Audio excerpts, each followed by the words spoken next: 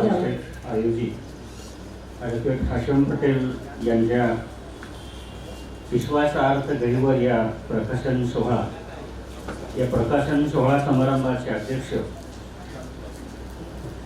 मराठवाड्यातील नव्हे तर महाराष्ट्रातील थोर कथाकार, कादंबरीकार आणि शेतकरी संघटनेचे ज्येष्ठ नेते आणि लेखक आदरणीय शेषरावजी मोहिते सर, मागच्या 4 दशकांपासून त्यांच्याकडे मराठा साहित्य परिषद आहे.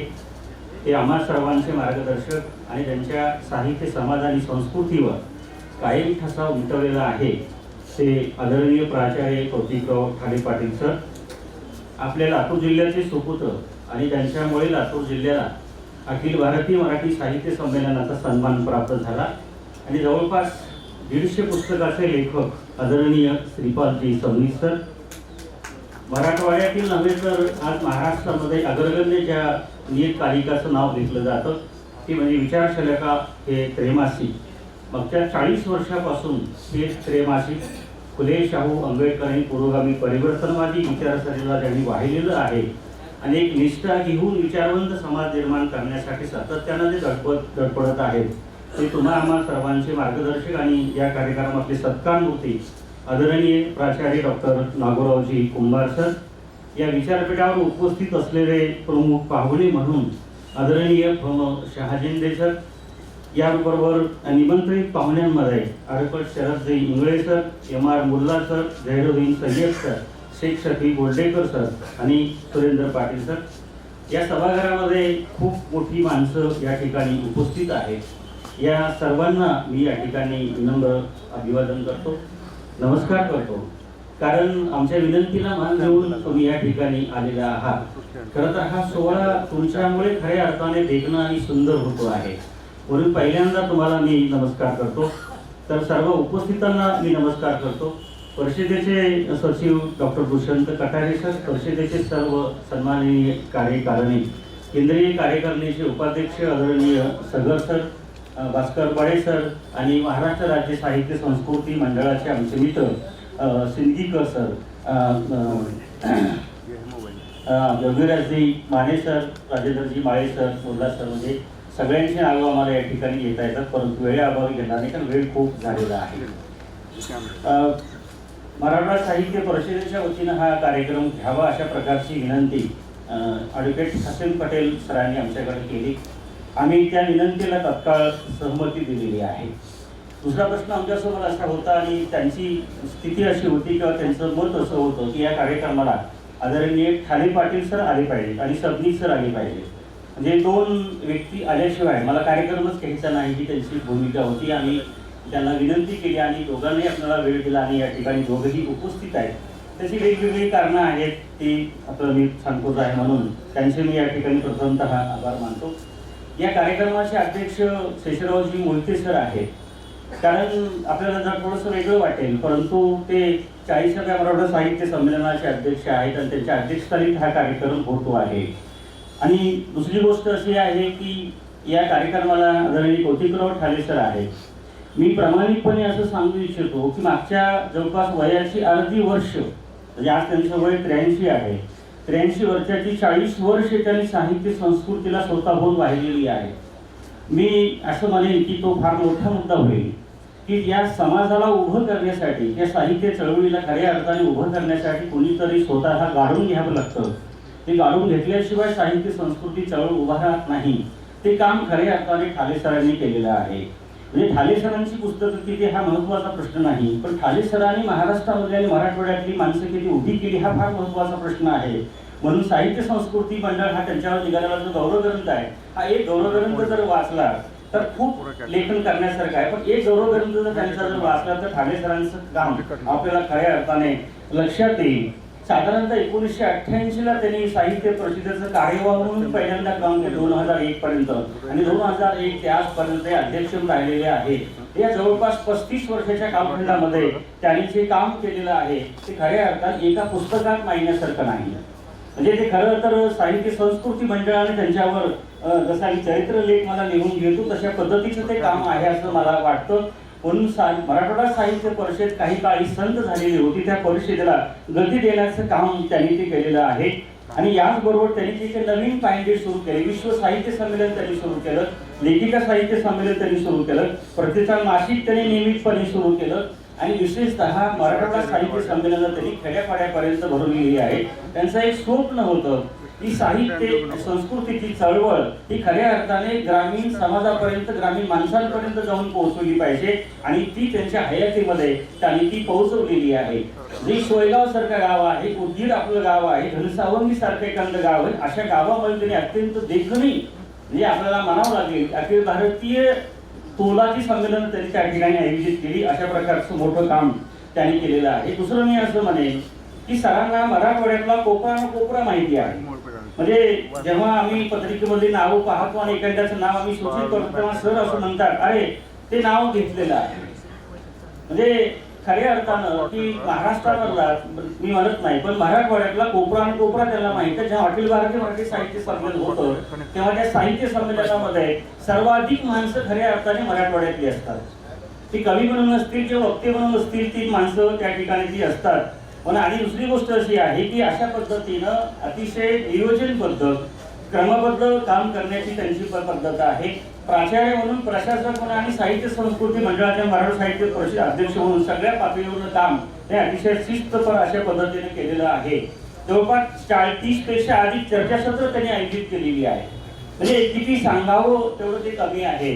त्यामुळं हाशिम पटेल असेल, मी असेल किंवा सभागृहामध्ये अनेक माणसं असतील, या सगळ्या माणसाला खऱ्या अर्थाने त्याचं नाव, त्याचं काम जोडून ठेवण्याचं काम त्यांनी सातत्याने केलेलं आहे. जेव्हा माझं पहिल्यांदा नाव त्यांनी सुचवलं 19 अखिल भारतीय मराठी साहित्य संमेलन, वडे सर होते आणि मोहिते सर ते म्हणाले किंवा आम्ही काय नाव सांगितलं नाही, पण खाली सरांनी तुमचं नाव घेतलेलं आहे. मी म्हणलो तुम्ही आहात म्हणून आमचं नाव आलेलं आहे. म्हणजे ते असं म्हणाले की तुमचं काम भाषेवर आहे म्हणून तुमचं नाव त्या भाषा परिसमाजामध्ये ठेवलेलं आहे. अशी माझ्यासारखे हजारो माणसं आपल्याला भेटतील की त्यांनी त्या माणसाचं नाव त्या ठिकाणी सूचित केलेलं आहे. म्हणजे अशा पद्धतीनं काम करणारे इथं काळुंके सर आहेत. म्हणजे काळुंके सरांना तर खऱ्या अर्थाने आम्ही थक्क होतो म्हणजे जेव्हा ते अशी सगळी यादी आपल्यासमोर ठेवतात. ते दुसरे आपले अतिशय दिग्गज अशा प्रकारचे जे आहेत की ज्यांनी या कविता संघाला प्रस्तावना दिली आहे ते आदरणीय श्रीपालजी सबनीस सर. खरं तर ते उत्तर महाराष्ट्र विद्यापीठामध्ये होते आणि तिथून निवृत्त झाल्यानंतर ते महाराष्ट्राचे झालेले आहेत असं मला वाटतं. म्हणजे महाराष्ट्रभर फिरतात, कुठलंही निमंत्रण आलं तर असं नाही म्हणत नाही. मी जेव्हा त्यांचा बायोडाटा पाहतो तेव्हा त्यांना 35 पुरस्कार आहेत, 70 ग्रंथाचं लेखन केलेलं आहे, जवळपास 500 पुस्तकांना प्रस्तावना दिलेली आहेत आणि अशा पद्धतीचं काम. किंवा 40 संघाचे अध्यक्ष आहेत आणि 60 संमेलनाचे उद्घाटन केलेलं आहे. म्हणजे अशी सगळी माणसं आहेत. त्यांनी शब्द दिलेला आहे की लातूर जिल्ह्यामधलं कुठलंही कार्यक्रम असेल त्या कार्यक्रमाला मी नाही म्हणणार नाही. म्हणजे ही जी कमिटमेंट आहे, ही जी बांधिलकी आहे साहित्याच्या बरोबर आपल्या भूभागाशी त्यांनी या ठिकाणी जोडून घेतलेली आहे. तिसरे आपले वक्ते ज्यांना आपण सत्कार केला, मी नेहमी असं म्हणत असतो की नागोराव कुंभार सर लातूरमधून जे काम करत आहेत हे खऱ्या अर्थाने लातूरचं भूषण आहे. म्हणजे आज आम्ही पुणे, मुंबई किंवा दिल्लीपर्यंत जेव्हा जातो, जेव्हा नियतकालिकाचा इतिहास पाहतो तेव्हा आपल्याला लक्षात येते की तुमच्या जिल्ह्यामध्ये, तुमच्या शहरांमधले एक मोठं नाव आम्हाला माहिती आहे ते म्हणजे नागोराव कुंभार सर. म्हणजे अतिशय निष्ठेने, अतिशय तळमळीने ते काम करतात. मी तर असं म्हणतो की विचारवंत समाज निर्माण व्हावा म्हणून त्यांनी केलेले हे प्रयत्न की आज आपल्याकडे सार्थ ठरत आहेत. अशा कठीण काळामध्ये, जाणीवपूर्वक म्हणतोय, अशा 10 वर्षाच्या कठीण काळामध्ये त्यांनी आपल्या विचारशलाकाची जी सिरीज दिलेली आहे ती जर आपण वाचली तर आपल्याला लक्षात येईल हा काळ कठीण आहे तर हा काळ कठीण नाही आहे. म्हणजे एवढं जरी आपण समजून घेतलं तर आपल्या लक्षात येईल. मागे अशी चर्चा आपल्याकडे होते की 70 वर्ष काय, या 70 वर्षामध्ये काय केलं. त्याने अंक काढला एक, म्हणजे स्वातंत्र्याची 75 वर्ष आणि अंक जर वाचला तर आपले डोळे उघडतील. आणि जो म्हणतो त्याची डोळे खऱ्या अर्थाने उघडायला हवीत, पण तेवढे एवढे झाकून घेतलेली आहेत त्यांचे डोळे मात्र उघडायला तयार नाहीत. अशा पद्धतीचं काम ते या ठिकाणी ते करतायत.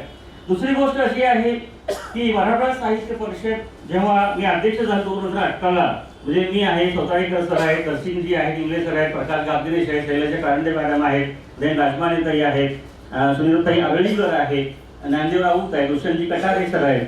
हे आमची टीम 18ला आली आणि 18 नंतर आम्ही सगळ्यांनी बसून अशा पद्धतीने विचार केला की आपण काहीतरी वेगळं केलं पाहिजे. म्हणजे पहिलंच आम्ही कवी संमेलन घेतलं ती विनय अपशिंगेकर यांच्या अध्यक्षतेखाली. ते आपल्या लातूर जिल्ह्यामध्ये ज्येष्ठ कवी आहेत आणि आतापर्यंत आम्ही 4 साहित्य संमेलनं, सेवा साहित्य संमेलनं घेतलेली आहेत. याच्याशिवाय आमचं दुसरं महत्त्वाचं काम म्हणजे 2022 मध्ये राजर्षी शाहू महाराज स्मृती शताब्दी वर्ष होतं. या निमित्तानं आम्ही 2 दिवसाच्या व्याख्यानमाला या मराठा साहित्य परिषद लातूरच्या वतीनं आम्ही घेतलेले आहेत.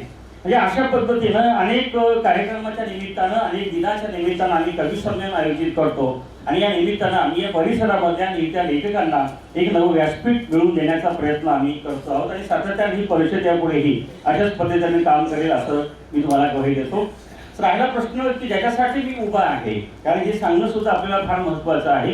म्हणजे विश्वाचा अर्थ गहिवर आणि याच्याकडून लिहिला डोंगराचा आक्रोश हे 2 कविता संग्रह ॲडव्होकेट हाशम पटेलचे खूप महत्वाचे आहेत. हे अगोदर संग्राम कविता संग्रह जो होता तो सामाजिक जाणीवेचा होता, पण 2 कविता संग्रह जेव्हा त्यांनी लिहिली तेव्हा हाशम पटेल यांना या कविता संग्रहाने स्वतःची ओळख निर्माण करून दिलेली आहे. कारण दोन्ही कविता संग्रह हे खऱ्या अर्थाने हे पर्यावरणाबद्दल त्यांनी या कविता मांडलेल्या आहेत. आज आपण असं पाहतो की पर्यावरण हा जो काही प्रश्न आहे तो जागतिक दर्जाचा प्रश्न, जागतिक लेवलचा प्रश्न आहे. परंतु मराठी साहित्यामध्ये जेव्हा आपण विचार करायला लागतो फारसं लेखन या विषयावर झालेलं नाही. म्हणून जे काही झालेलं आहे त्यामध्ये आपल्याला हाशम पटेल सरांचा वाटा आपल्याला या ठिकाणी निश्चितच महत्त्वाचा मानावा लागेल. कारण पृथ्वीचं प्राकृतिक सौंदर्य विनाश म्हणजे खऱ्या अर्थाने पर्यावरणाचा नाश असतो. ध्वनी, वायू आणि पाणी प्रदूषणानंतर आता आपण पृथ्वीवरली जी काही माती, डोंगर ही जी काही संपदा आहे तीच आपण खऱ्या अर्थाने उद्ध्वस्त करत आहोत. आणि येत्या या मातीच्या किंवा डोंगराच्या विनाशामुळे फक्त डोंगराचा विनाश होत नाही तर प्रकृतीचं जे प्राकृतिक सौंदर्य आहे किंवा ज्या गावाची जी ओळख आहे तीच आपण खऱ्या अर्थाने पुसली चाललेली आहे. राजन गावस नावाचा खानमाची नावाची कादंबरी कोकणावर त्यांनी आलेली आहे. आपल्याला असं लक्षात आहे हायवे खूप सुंदर झाले, पण जेव्हा आपण हायवेनं जायला लागतो तेव्हा मात्र ते हायवेवर कोणतं गाव आलं आणि कोणतं गाव गेलं आणि कोणतं गाव येणार आहे ही ओळखच आपल्याला तर राहिलेली नाही. म्हणजे आधुनिक तंत्रज्ञानाने आपल्याला जर काय दिलं असेल तर आपल्याला हे आपलीच ओळख, आपल्या अवतीभोवतीची ओळख आपल्याला खऱ्या अर्थाने विसरायला लागलं गेलेलं आहे. म्हणून ते असं म्हणतात, डोंगर पर्वत रांगा पृथ्वीचे कणे आहेत, नद्या नाले धरणे पृथ्वीच्या वाहिन्या आहेत. म्हणजे अशा पद्धतीची कविता. दुसरी मी या ठिकाणी तुम्हाला सांगू शकतो की हाशम पटेल सरांची कविता ही काय आहे असं म्हणण्यापेक्षा या कवितेने काय दिलेलं आहे हा विचार आपण प्रथम करावा. कारण जगामध्ये जी उत्तम कविता असते ती साधी असते, ती सोपी असते, ती प्रतिभेत अडकलेली नसते, ती कुठल्याही छंदात बांधली गेलेली नसते. त्या कवितेमधला विचार फार महत्वाचा असतो. मला वाटतं 13व्या शतकामध्ये हाच विचार बसवेश्वरांनी दिलेला आहे, हाच विचार चक्रधरांनी दिलेला आहे, हाच विचार तुकोबाने दिलेला आहे. तो वारसा पडून घेऊन जाण्याचं काम खऱ्या अर्थाने हाशम पटेल सर करत आहेत आणि त्या वारशाला आपण सगळे या ठिकाणी उपस्थित आहात. परत एकदा आपल्या सगळ्यांचे आभार मानतो आणि थांबतो. जय हिंद, जय महाराष्ट्र.